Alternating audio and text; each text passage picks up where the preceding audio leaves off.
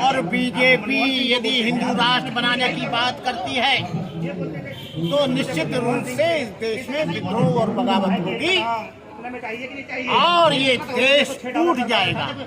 वाही उनका संविधान इस बात की गवाही नहीं देता है। जो प्रयागराज में संविधान बना है वो मनुस्मृति के आधार पर बना है और नया संविधान वहाँ रखा जाएगा, देश चलाया जाएगा। तो वो तो कहते हैं ओबीसी सूत्र है, दलित सूत्र है, इनकी छाया से पवित्र हो जाते हैं, दूर रखो, इसलिए दूर रखा गया। वो भी तो मुजफ्फरनगर के लोग भी तो जाट थे, यहाँ पर युद्ध हुआ था, वो क्या थे?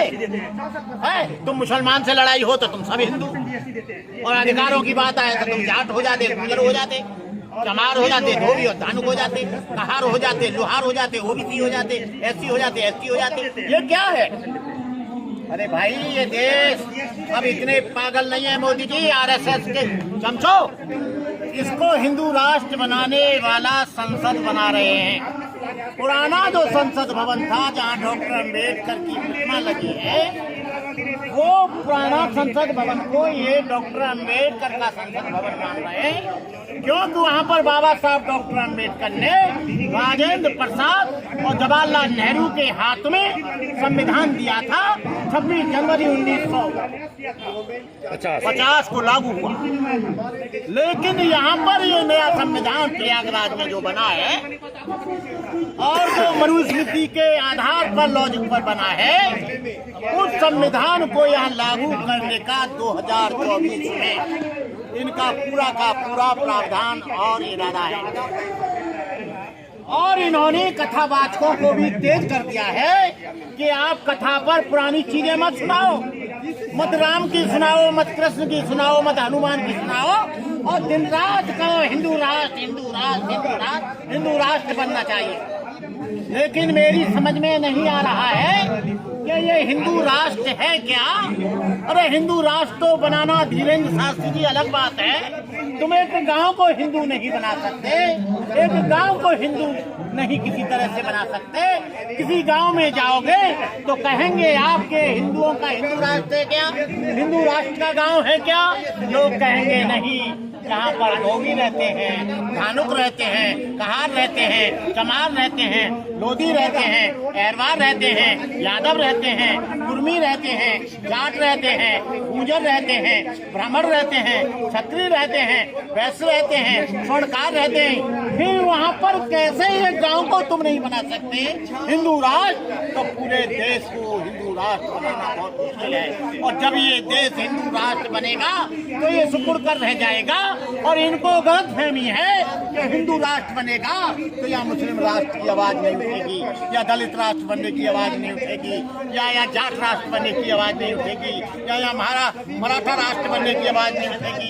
यहाँ पर तमाम जातिगत आधार पर, तमाम धर्म के आधार पर आवाजें उठेंगी। और ये जो हिंदू राष्ट्र की बात कर रहे हैं, इन पर NSA लगना चाहिए, इनको जेल भेज देना चाहिए। क्योंकि जो हिंदू राष्ट्र की मांग करते हैं वो देश को तोड़ने की बात करते हैं। उनका भारतीय संविधान में कोई भी आस्था नहीं है, भारतीय संविधान के आर्टिकल में कोई आस्था नहीं है, वो डेमोक्रेसी में कोई आस्था नहीं है। वो इस देश को टुकड़े टुकड़े करना चाहते हैं। हिंदू राष्ट्र नेपाल था, वो 50 और सैकड़ों वर्ष तक गुलाम रहा, सैकड़ों वर्ष तक भिखारी रहा, सैकड़ों वर्ष तक उसका उत्पादन रुक गया, सैकड़ों वर्ष तक किसी भी देश ने उसकी मदद नहीं की। जैसे ही वहाँ पर लोकतंत्र आया, डेमोक्रेसी आई, चाइना ने अपना हाथ बढ़ाया, बांग्लादेश ने अपना हाथ बढ़ाया, अमेरिका ने अपना हाथ बढ़ाया, इंडिया ने अपना हाथ बढ़ाया, पूरे दुनिया के देश नेपाल की तरफ हाथ बढ़ा रहे हैं। और वहाँ के लोग कह रहे हैं हम हिंदू राष्ट्र में इतने सुखी नहीं थे जितना इस लोकतंत्र में सुखी है। अरे हिंदू राष्ट्र बना के तुम क्या कर लोगे? हिंदू राष्ट्र बनाकर तुम कुछ क्षेत्र तक रह जाओगे। तुम्हारे हिंदू राष्ट्र को यहाँ बहुजन समाज नहीं मानेगा, तुम्हारे हिंदू राष्ट्र को मुसलमान नहीं मानेगा, तुम्हारे हिंदू राष्ट्र को ईसाई नहीं मानेगा, तुम्हारे हिंदू राष्ट्र को सिख नहीं मानेगा। तुम हिंदू राष्ट्र की मांग करते हो, यदि कोई खालिस्तान की मांग करता है तो उस पर NSA लग जाता है, उसको पकड़ के जेल में बंद कर दिया जाता है।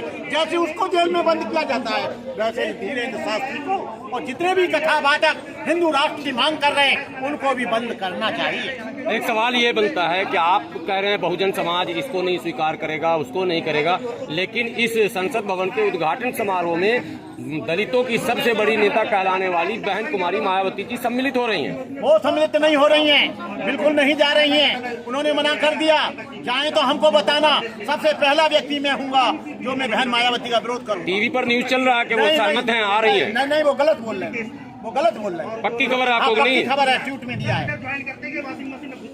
तो क्या बहुजन समाज वाकई मानता है इसको कि ये जो दिन चुना गया है ये एक षड्यंत्र के तहत चुना गया? मायावती एक व्यक्ति है, मायावती को वोट देने वाला व्यक्ति, बहुजन समाज को वोट देने वाला व्यक्ति, हर व्यक्ति संसद भवन के उद्घाटन का विरोध करता है। क्या बात कर रहे हैं आप? तो समाज में ये संदेश है कि ये दिन संदेश है, हम समाज के अगुवाई है, हम समाज के नेता है। बीएसपी हमने बनाई है, बहुजन समाज हमने बनाया है। मायावती जो कहेंगी वो नहीं होने वाला है और उनकी बात को कोई मानने वाला भी नहीं है। आज कोई बहुजन समाज उनका गुलाम नहीं है। बाबा साहब डॉक्टर अम्बेडकर, ये बहुजन समाज की जो संपत्ति है, बहुजन समाज की जो विरासत है, वो देश के तमाम करोड़ों लोग जो दलित लोग हैं वो बचा रहे हैं। मौलाना मदनी कहते हैं कि अगर कोई हिंदू राष्ट्र की मांग कर रहा है तो उस पर कार्रवाई नहीं हो रही है, तो फिर मुस्लिम राष्ट्र का मांग करने वाला जो PFI था जिस पर बैन किया गया, तो क्यों किया गया? मदनी जी की बात से मैं 100% सहमत हूँ और मदनी जी जो कह रहे हैं वो बिल्कुल ठीक कह रहे हैं कि जब हिंदू राष्ट्र की मांग करते हैं तो उस पर कार्रवाई नहीं होती है। यदि कोई अन्य व्यक्ति दूसरे राष्ट्र की बात करता है, खालिस्तान की बात करता है, उन पर कार्रवाई होती है, उन पर NSA लगता है, उनकी पिटाई होती है, उनको इंट्रोगेट किया जाता है, उनको जेलों पर किया जाता है। क्यों भाई, ये दोहरी नीति क्यों, वो दोहरा सोच क्यों, ये दोहरी विचारधारा क्यों? एक करे वो ठीक है, दूसरा करे वो गलत है, ऐसा क्यों भाई? क्या लगता है 2024 से पहले समाज इस सरकार के खिलाफ एकजुट हो पाएगा?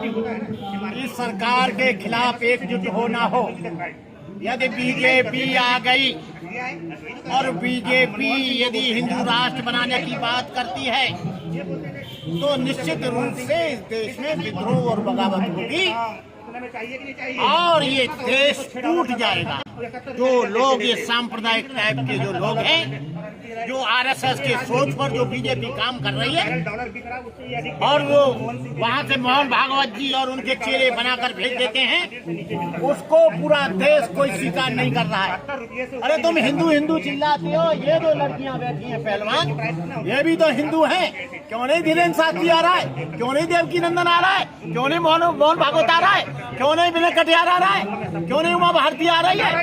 क्यों नहीं कल्याण सिंह कल्लर का राजपूत सिंह आ रहा है? क्यों नहीं आ रहे भाई? सबसे बड़े हिंदू तो यही है। ये देश का आज बहुजन समाज OBC और BC आज जाग गया है।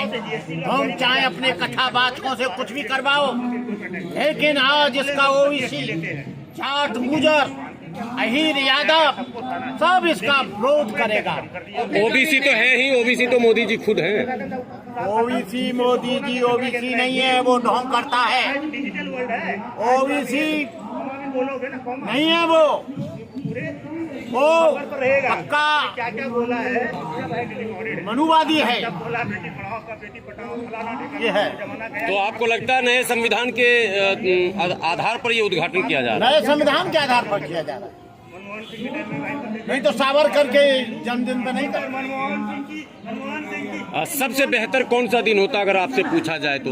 सबसे अच्छा दिन 26 जनवरी होता, 15 अगस्त होता और डॉक्टर अम्बेडकर की जन्म जयंती होती, 14 अप्रैल, और भगत सिंह का जन्मदिन होता, चंद्रशेखर का जन्मदिन होता, चंद्रशेखर आजाद का जन्मदिन होता, बटुकेश्वर दत्त का जन्मदिन होता, आपके उधम सिंह का जन्मदिन होता, मोहम्मद साहब का जन्मदिन होता, ईसा मसीह का जन्मदिन होता।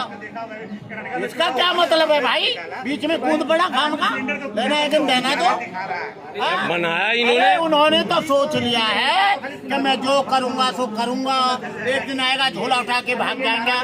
बेटा तुझे झोला उठा के यहाँ से लोग भागने नहीं देंगे, लेकिन भाजपा वाले भी तो उन्हें वीर मानते हैं, भागते हुए पकड़ेंगे तुमको। भाजपा वाले तो उन्हें वीर मानते हैं, वीर सावरकर कहते हैं। वीर क्या है? उसने माफी मांगी इसलिए वीर हो गया, अंग्रेजों से माफी मांगी। आपको मालूम है सबसे ज्यादा आजादी में एक भी इनका RSS के लोगों का कोई योगदान नहीं रहा स्वतंत्र भारत में। सबसे ज्यादा योगदान मुसलमानों का रहा। इंडिया गेट पे देख लो, सबसे ज्यादा मुसलमानों के नाम लिखे, उसके बाद दलितों का रहा, पिछड़ों का रहा, इनका क्या रहा?